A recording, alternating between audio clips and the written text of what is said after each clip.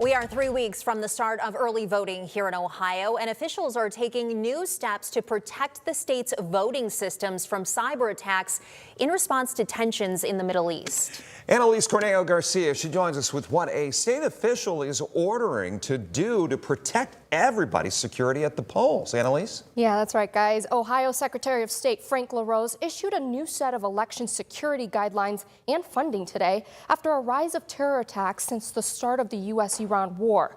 I spoke with local leaders about the latest security order and the broader concerns they're watching ahead into the election season.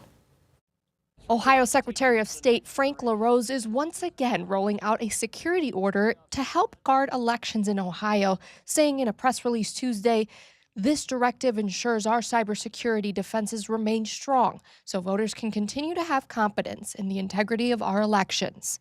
The order provides a $10,000 security grant to every Ohio county to boost safety at the polls, including network monitoring, threat detection, secure backups of critical data, and regular response drills for election staff. Anytime we hear the word, cyber attacks, of course, we're going to be concerned. But local election officials say there are still reasons to be confident in the process.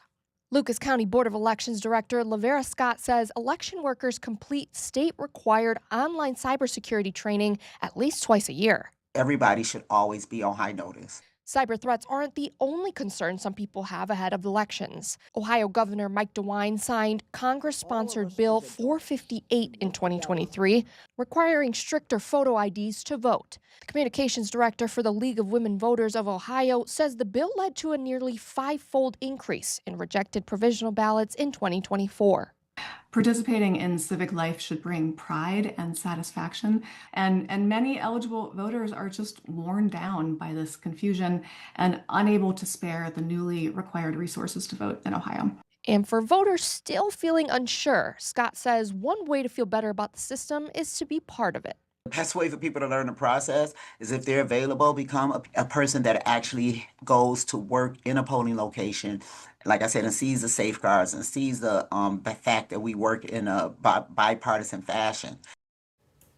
Just as a reminder, early voting starts April 7th and Election Day is May 5th. And if you need to change any address information on your voter registration, make sure to do that before April 6th. In the studio, Annalise Cornejo-Garcia, WTOL 11.